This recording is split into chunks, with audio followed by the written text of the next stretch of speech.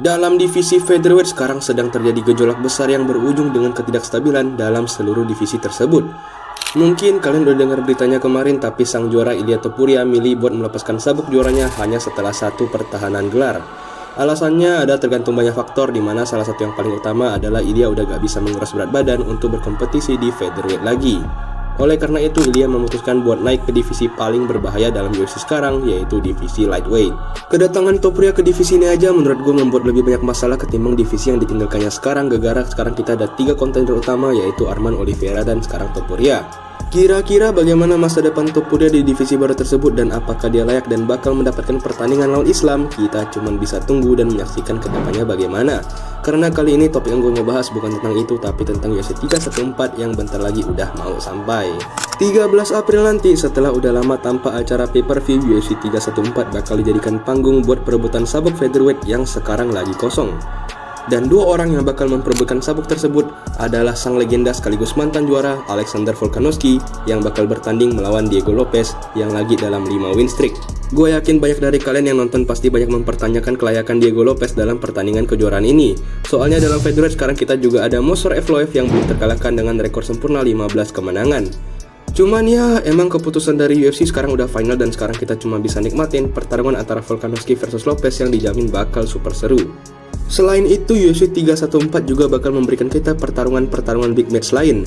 Ada mantan juara interim featherweight Yair Rodriguez versus mantan raja Bellator Patricio Pitbull. Ada Bryce Mitchell yang kontroversial versus John Silva yang eksplosif. Lalu juga ada komen event 5 ronde antara Michael Chandler versus Paddy Pimblett. Dalam video stand-off kali ini, gue bakal membahas atau mempreview laga besar main event antara Volkanovski versus Lopez. Jadi terima kasih banyak udah klik video ini, baik yang muncul di beranda atau yang di search, apalagi yang muncul di halaman subscription. Makasih banyak dah. Di video stand-off biasanya gue bakal fokus dulu ke sang penantang baru pindah ke juaranya. Tapi karena ini kasus spesial dimana gak ada juara, mungkin gue bakal fokus dulu ke Diego Lopez selaku kontender yang belum pernah bertanding demi sabuk. Diego Lopez da Silva. Dari thumbnail mungkin gue udah buat terlalu jelas kalau dia asalnya dari negara Brazil. Lebih tepatnya ia lahir di kota Manaus.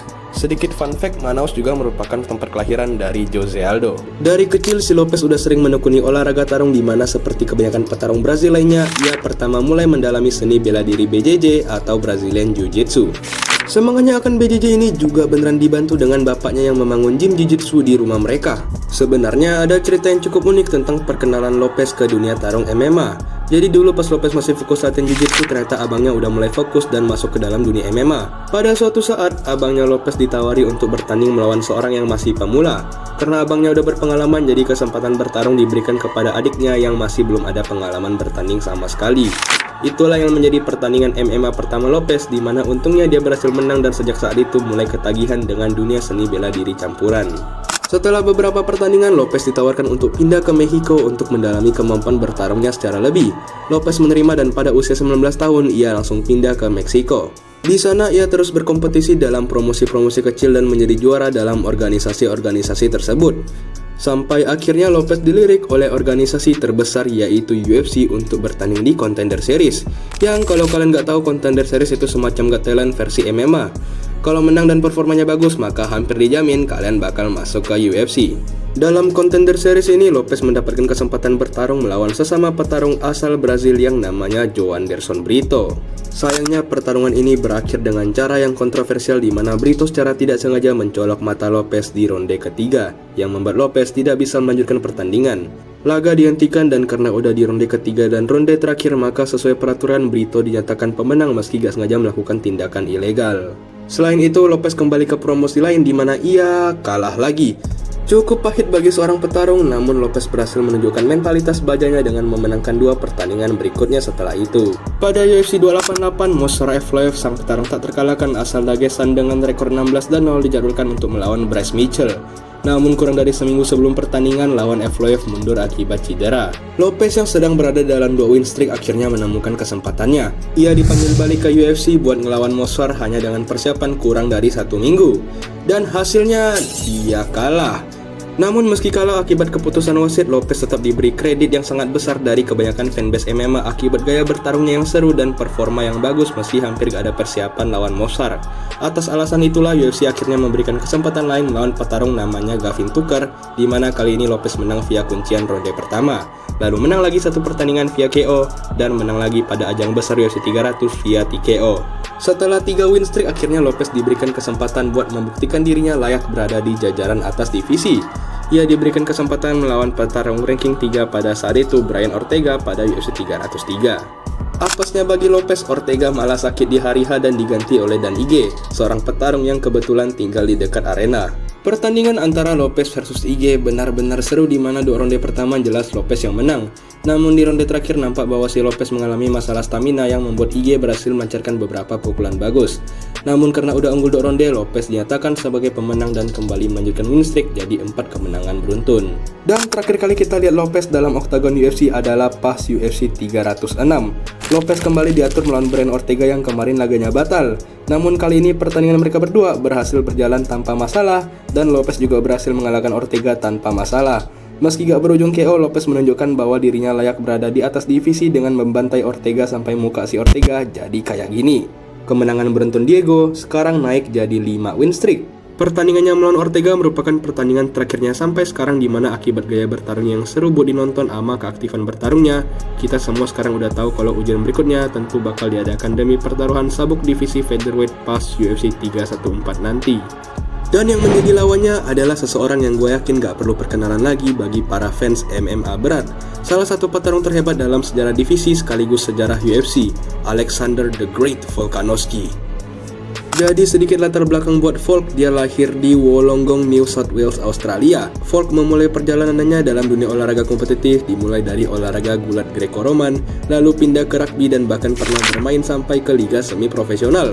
Pas udah berumur 23 tahun, ia baru mulai berniat serius menekuni dunia MMA dan berhenti dari karir rugby-nya. Sama seperti petarung-petarung besar lainnya, Volkanovski membangun namanya dulu dalam organisasi MMA kecil di kancah regional dan nasional sebelum baru dilirik oleh UFC. Pas masuk UFC, Volk langsung memenangkan pertandingan debutnya, lalu dari situ menang pertandingan keduanya, ketiganya, keempatnya, sampai 7 win streak. Sebelum akhirnya diberi kesempatan buat melawan legenda UFC, sekaligus juara featherweight pas masa itu, Max Holloway. Volkanovski nggak menyia-nyiakan kesempatan tersebut dan berhasil mengalahkan Holloway untuk menjadi raja baru featherweight. Sebagai juara, Volkanovski berhasil menciptakan era dominasi sendirinya, di mana dalam pertandingan pertama setelah jadi juara, Volkanovski berhasil menang rematch versus Holloway, meski banyak yang anggap kalau Holloway yang harusnya menang. Lalu juga sempat menang melawan Brian Ortega yang tadi muncul di cerita Lopez, lalu juga ada menang lawan Korean Zombie via TKO, dan akhirnya menang lagi lawan Holloway yang membuat skor agregat mereka sekarang jadi 3-0. Nah, di titik poin inilah semuanya mulai berubah. Setelah udah kalahkan Holloway buat ketiga kalinya di divisi featherweight, sekarang nggak ada lawan lagi buat Volkanovski. Semua nama-nama besar dalam featherweight kalau bukan dibantai dirinya pasti udah diurusin sama Max Holloway. Oleh karena itu, Volkanovski memutuskan untuk mencari tantangan baru dalam divisi atas. Volkanovski mengincar sabuk kedua yang pada waktu itu dipegang oleh sang juara lightweight baru sekaligus anak emas asal Dagestan, Islam Makhachev. Pada UFC 284, akhirnya pertarungan ini berlangsung di negara kampung halaman Volk di Australia. Islam Makhachev versus Volkanovski berakhir menjadi salah satu pertandingan terbaik sepanjang sejarah UFC, di mana kedua petarung saling tukar serangan tanpa mundur. Momen paling ikonik pas pertandingan tersebut datang pada ronde kelima dan ronde terakhir, di mana Volkanovski berhasil membuat Islam jatuh dan menyerangnya bertubi-tubi di lantai. Pertandingan pun selesai dengan Islam yang berada di bawah lantai dan Volkanovski yang berada di atas seakan-akan merayakan kemenangannya. Namun sayangnya bagi Volk, nampaknya semua perjuangan kerasnya dalam laga ini masih belum cukup bagi para wasit yang menilai bahwa sabuk lightweight masih bakal menetap bersama Islam. Ya, sebenarnya pada waktu itu ada banyak banget perdebatan dan kontroversi soal laga yang satu ini. Banyak yang bilang kalau Volk dirampok dan di sisi lain juga ada yang bilang kalau Islam yang jelas menang. Kalau menurut gue pribadi sih, Islam unggul di ronde 1, 2, sama 4. Lalu Volk menang ronde 3 sama 5. Namun faktanya adalah Volkanovski kalah dan gagal mendapatkan sabuk keduanya.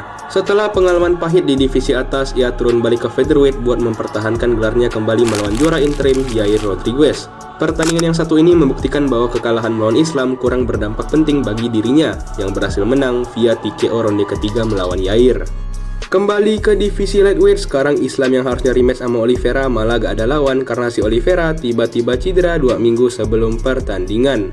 Hanya perlu satu telepon dari pihak UFC dan Volkanovski langsung bersedia menggantikan Oliveira melawan Islam pada ajang UFC 295. Tentu muncul sekali banyak tanda tanya soal persiapan dari sisi Volkanovski yang menerima pertandingan ini tanpa persiapan yang cukup. Tapi karena laga pertama mereka benar-benar ketat, maka para fans kebanyakan yakin kalau rematch mereka berdua pasti ceritanya bakal sama. Sayangnya harapan tersebut seketika sirna hanya dengan satu tendangan Islam yang mengenai kepala Volkanovski yang berujung pada KO di ronde pertama. Semua keraguan akhirnya didiamkan oleh sang juara lightweight. Dibanding kekalahan yang pertama, kekalahan yang ini jelas jauh lebih berdampak bagi Volkanovski. Ya wajar karena kekalahan yang pertama itu decision dan kekalahan yang ini itu TKO. Namun meski udah di KO masih ada optimisme akan kembalinya Volkanovski. Kita perlu ingat kalau dalam divisi featherweight statusnya masih sebagai juara karena belum ada yang pernah mengalahkannya dalam divisi tersebut. Setelah pengalaman pahit di divisi atas jilid kedua, ia turun balik ke featherweight buat mempertahankan gelarnya kembali. Namun kali ini lawannya bukan Max Holloway, bukan Brian Ortega, bukan The Korean Zombie, bukan Yair Rodriguez, tapi El Matador Ilia Topuria. Dan seperti yang kita semua udah tahu sekarang, ia di KO lagi pada ronde kedua akibat pukulan keras dari Ilia yang berkoneksi ke rahangnya. Sedikit fakta unik tentang Volkanovski dan Diego Lopez, yaitu mereka berdua pernah nobar acara UFC 312 secara bersampingan. Jadi jelas kalau gak ada dendam atau hubungan buruk antara mereka berdua dan pertandingan mereka ke depan hanya bagian dari bisnis.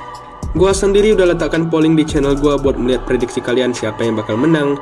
Dan ternyata kebanyakan dari kalian pilih Lopez buat mengalahkan Volkanovski. Yang gue yakinkan adalah pertandingan ini sekaligus seluruh acara dari 314 bakal seru dan gak boleh di miss out oleh kita semua. Sekian buat video kali ini, sekali lagi makasih banyak banget udah klik dan nonton video ini. Dan gue pengen tahu juga pendapat kalian soal matchup ini. Siapa yang kalian dukung dan siapa yang menurut kalian bakal menang. Jadi tolong tulis input kalian di comment section. Dan akan benar-benar diapresiasi kalau kalian bisa sekalian like, share, dan subscribe buat jadi bagian dari keluarga Fake Indo. Terima kasih banyak sudah menonton.